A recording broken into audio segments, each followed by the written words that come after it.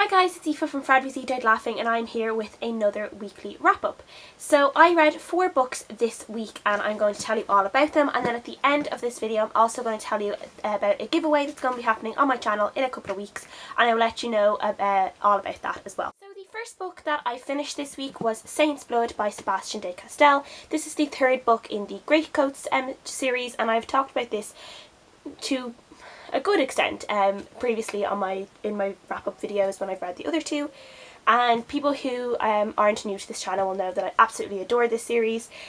This is a little bit, I always describe it as like the 3 Musketeers but in a fantasy world. I absolutely adored it, which isn't much of a surprise because I absolutely adore this series.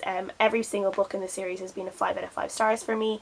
I really enjoyed, again, all the action scenes as always have been perfect. They just bring you straight into the story and you just feel like you're there. They are just so well described. There's just so much emotion in all these characters as well. You get so close to them and you're just fearing for them all the time, and I love and hate that about these kind of books, because obviously you love the character but you're just always in fear of their life, so it doesn't always make for really enjoyable reading because you do have that fear for the characters that you love, but it's the sign of a good book in my opinion as well. The end of this book I thought was absolutely brilliant.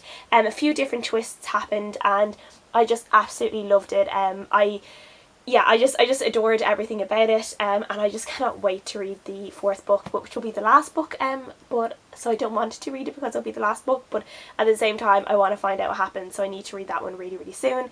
But I absolutely adored this one, 5 out of 5 stars, and if anyone has not picked up the Greatcoat series and enjoys fantasy series, I would definitely say to pick this one up because it is absolutely amazing. The next book I finished was the 3rd and last book in the Shiver trilogy, which is Forever by Maggie Stiefvater, and I've talked about this in the previous wrap-ups. This is basically the last couple of weeks I've read the other 2, and as I've said before, this is a YA werewolf kind of romance book, and this is just obviously the conclusion to the series, and I really enjoyed this one. I gave it a 4 out of 5 stars.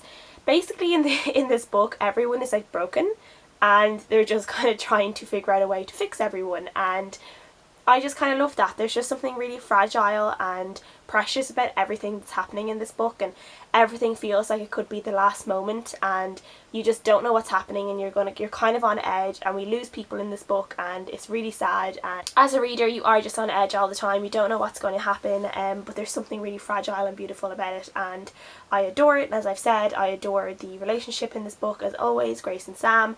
I love them. There is a 4th book, which I wouldn't say it's the 4th book in the series. It's more of kind of like a spin-off. It deals with characters that are in this book, and I do really want to read that, so hopefully I'll get to read that soon. So 4 out of 5 stars. I really enjoyed this. Last 2 books I read this week were NetGalley books, and the first one was Hold Back These Stars by Katie Can. This is like a dystopian / sci-fi novel about 2 people. They're living in this kind of different kind of world than what we are. It's obviously way in the future.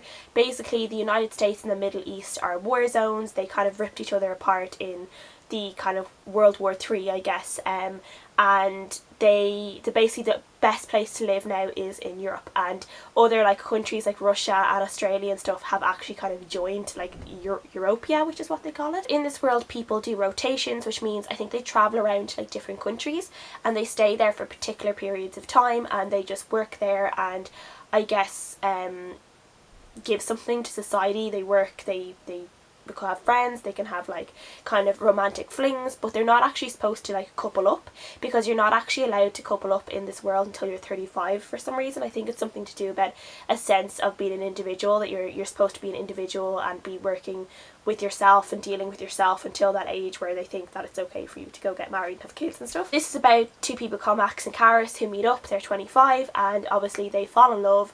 They're not really supposed to be like in a couple, but they are, and it kind of just, it follows them, I guess, and we're going back and forth.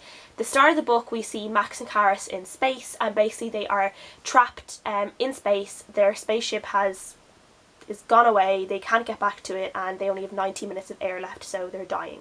And then it goes to the past where we see Max and Karis meet for the first time, and the story kind of goes from there, and we're getting flashes to the 90 minutes of air they have left, and then we go back to the past again, so it goes back and forth like that. This book was a bit of a doozy for me. the thing is that from straight away, like the first chapter, you're with Max and Karis in space. You know, they have realised that they can't get back to their spaceship. They only have 90 minutes. They're in this deathly situation, and I didn't give a shit because I don't know these characters. I literally have just met them. Why do I care that they are trapped, like, you know, in space? I don't know anything about them. I haven't formed any connection with them.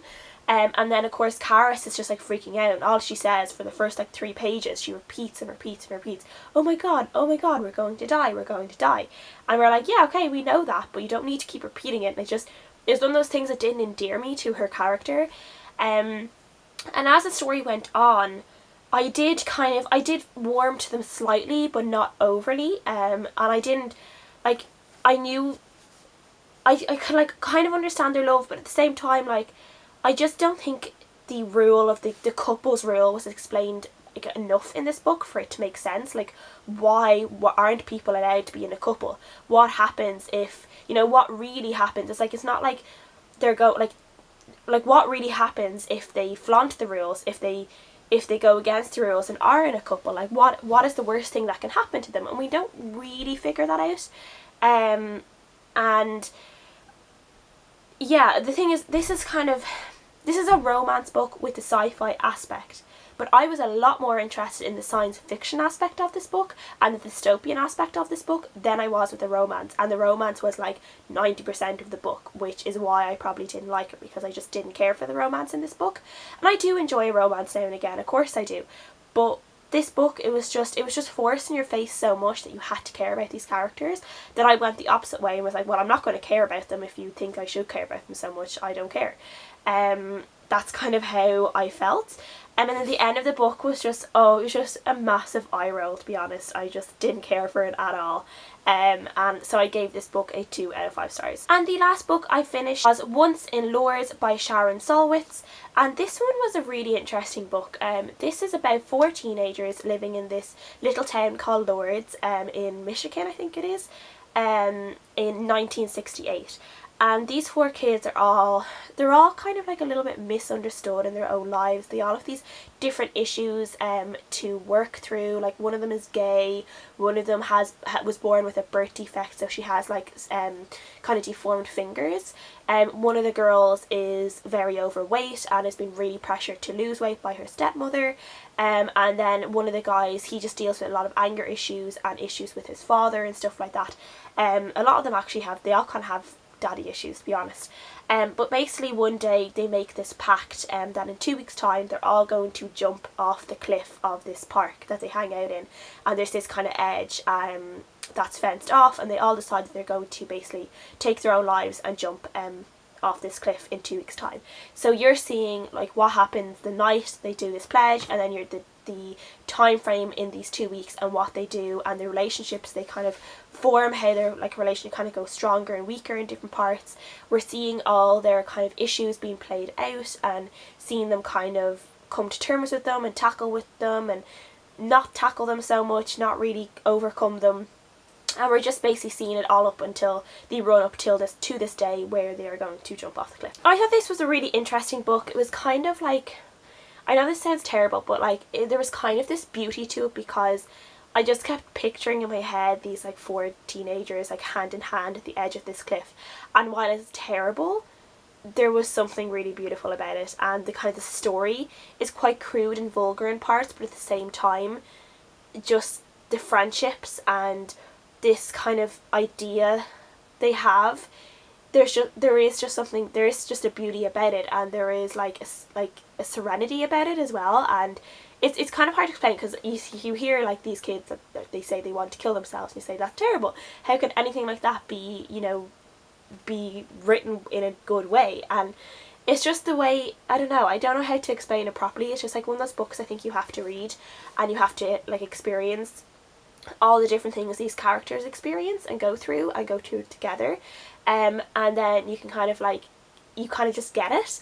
And then what I thought was really interesting in this book was, like, it's 1968. Being gay or being queer in any way isn't really, you know, it's a very bad thing to be. At one point, one of the girls calls one of the other guys a homo, and then he calls the other girl and is like, do you think I'm not masculine, like do you think people think I'm a homo, all this kind of stuff. He gets really upset about it because it's like the worst thing you could be called back then.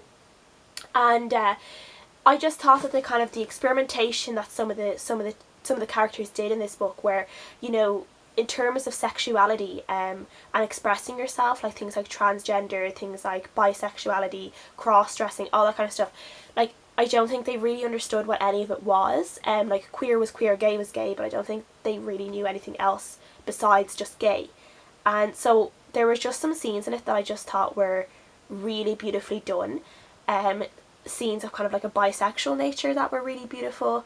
And then there was a point where one of the characters dresses up in female clothes, and the way he did it was almost in a mocking way, but I don't think he really meant to be mocking, and it kind of made me uncomfortable at times because I wasn't sure if he was mocking, but I think it was just the way it was and the time era it was, like it wasn't a completely normal thing to do. And I think this is just his way of kind of trying to come to terms with himself, maybe. And I don't know, I really, really liked it, but I also really enjoyed that it gave me those feelings of being uncomfortable and kind of having to figure out for myself how I felt about it. And yeah, it was really good. The ending of it was a little bit flat. I just felt like it dragged on. The very last chapter, it dragged on a lot, so by the time the very end came and then there was a little bit of like a prologue, a bit of a wrap up, I was just kind of like, ugh, like okay, like done. So up until that point it was really good, and then it just felt a little bit flat for me at the end. But I did really enjoy this book. I do think this is a book that would appeal to a lot of people, but it's one of those ones that is quite crude and vulgar and broaches on topics that make people uncomfortable. Things like, you know, physical abuse, things like incest, things like you know, as I said, there's like a lot of like mental health issues as well there. And there's a lot of different things that it touches on, so it would make you uncomfortable reading, but that doesn't necessarily mean that's a bad thing.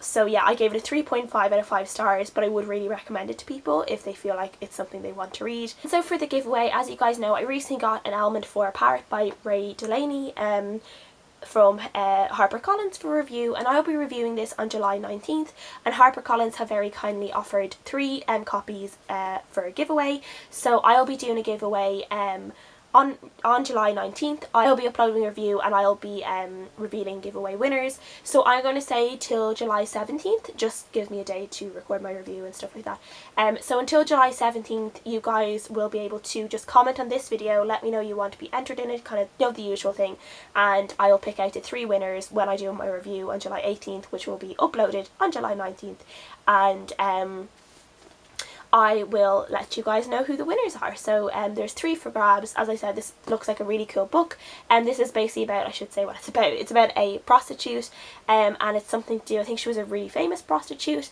and it's her in the courts. I think she's up for murder. I'm not really sure exactly what she's up for. I think it's murder, and she's kind of telling the court her life story.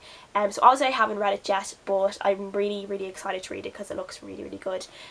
So yes, let me know, just comment and let me know you want to be entered in the giveaway. It is international. Comment about the giveaway, comment about the books that I read, let me know what you think of them, if you've read any of them, the usual, what you're reading, I'd like to know. And I hope you guys had a good week, hope you have a good week, and I'll see you guys again next time.